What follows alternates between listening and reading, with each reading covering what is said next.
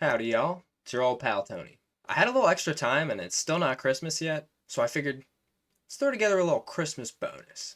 I actually put together like a little review reaction video for the first episode of the new season of Stranger Things, but I kind of missed the boat on the timing of that, so I'm gonna wait till like a little closer to when the new episodes come out to post it. But in the meantime, I figured why not just bust out a little quick video. Now, the keen observer amongst you may have noticed I'm a bit of a Keroppi guy. And I found this like old, probably direct to video Keroppi Christmas special from somewhere in the 90s. And I thought it'd be kind of fun to talk about. It's a short special, it's only like 15 minutes long. So hopefully, assuming I don't ramble too much, this will probably be a shorter video. But like I said, it's a Christmas bonus for you. Happy holidays, folks. All right, let's jump into that Keroppi Christmas. The special is actually called The Christmas Eve Gift, which is really not the best name in my opinion. We'll see why in a minute. Oh yeah, and like and subscribe.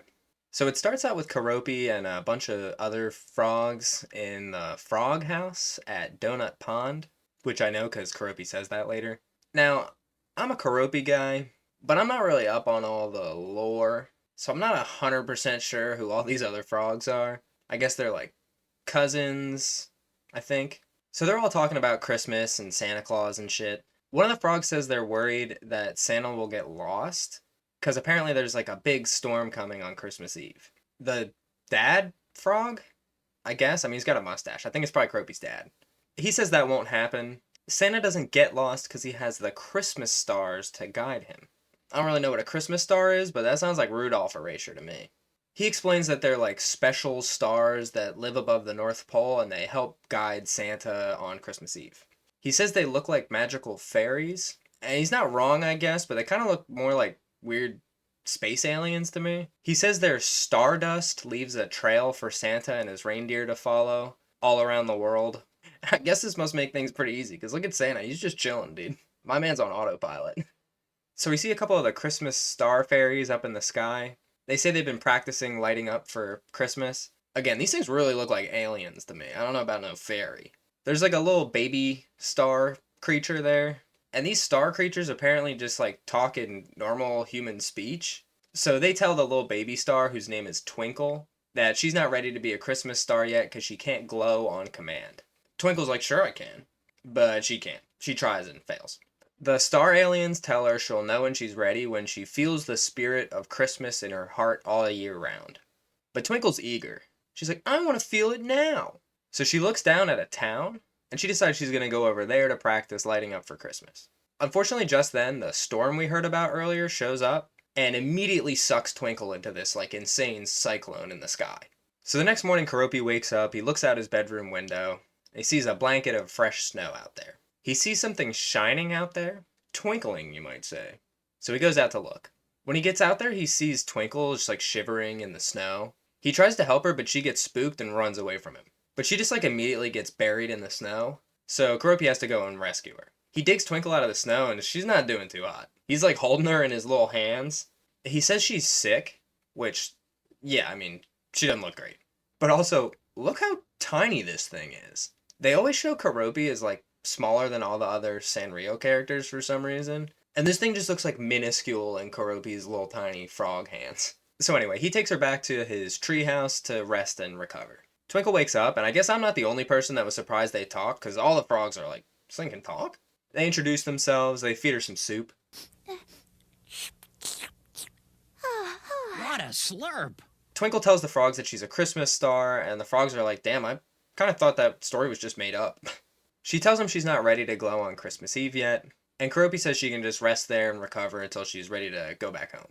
Later on that night, Keroppi brings some food out to Twinkle in the treehouse, but when he goes inside, she's not there. We see she's outside on top of the tree, practicing, trying to glow. Keroppi's like looking around for her because he's worried about this sick little creature. And she's like kind of a little shit. She's up there like, Keroppi's so nosy. Why wouldn't you just leave me alone? Okay, well, you'd probably be dead if it wasn't for him. And right on cue, she falls out of the tree and almost dies again. And naturally, Keroppi rescues her ass again. She better learn some appreciation from my man Keroppi. Come on.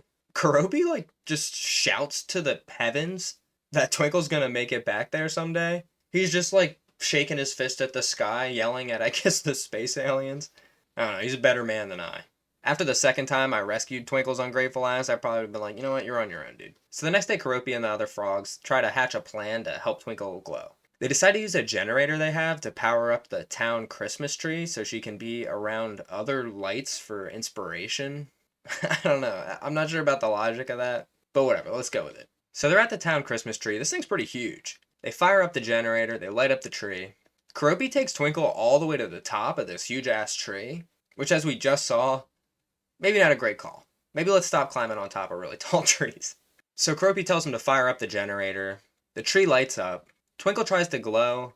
It works a little bit, but not really. It's kind of just the same thing we saw at the beginning where she lights up a little bit. Keroppi tells him to crank up the generator, and this one frog, whose name I think is Junk, he's down for whatever. He's like, say no more. He just cranks that shit up. Keroppi and Twinkle are up there getting fucking blasted like they're inside the Northern Lights. Keroppi tells Twinkle to use the lights as inspiration to try to glow. She's getting a little brighter, but still not really working. Keroppi fucking shouts to the heavens again. He's like, see, she's glowing just like you. He ain't giving up on old Twinkle. So Keroppi tells Junk to crank it up all the way to the max, which I kind of figured it was already at. Junk's still down for whatever, so he just goes for it, cranks it all the way up. He even gets like zapped by it, but the power like overloads the lights and they just fucking explode. It like strips the whole tree bare. Everything falls off, leaving Keroppi, Twinkle, and the gang in complete darkness. Keroppi's taking it in stride though. He's like, it's fine, you're doing great. Twinkle's still being a little fucking bummer though. She's like, nope, not good enough. You think this is good enough for Santa? Santa Claus? Mr. Claus? So Keroppi and Twinkle start to climb back down the tree together, and Keroppi slips and starts to fucking just plummet down the tree. Twinkle manages to grab him by the hand. She's doing her best to try and pull him back up. She's glowing a little bit, but the branch they're on suddenly snaps, and the two of them continue to plummet towards the ground. Twinkle, still holding on to Keroppi's hand, both of them screaming for dear life, suddenly glows a brilliant shade of blue-white, emanating a halo of heavenly alien light. The two of them are just suspended there, floating in midair, until Twinkle lowers them down and just like gingerly places Keroppi in the snow. Twinkle's still glowing her little ass off. She just starts like zipping around, flying around, showing off. She flies to the top of the town tree and just lights the whole fucking thing up. Brighter than it ever was. Kind of blindingly bright, actually. Maybe tone it down. Suddenly a ray of divine light descends from the heavens, bathing Twinkle in like a sparkling cosmic stardust, and then sort of just like abducts her up into space, like some kind of like alien tractor beam.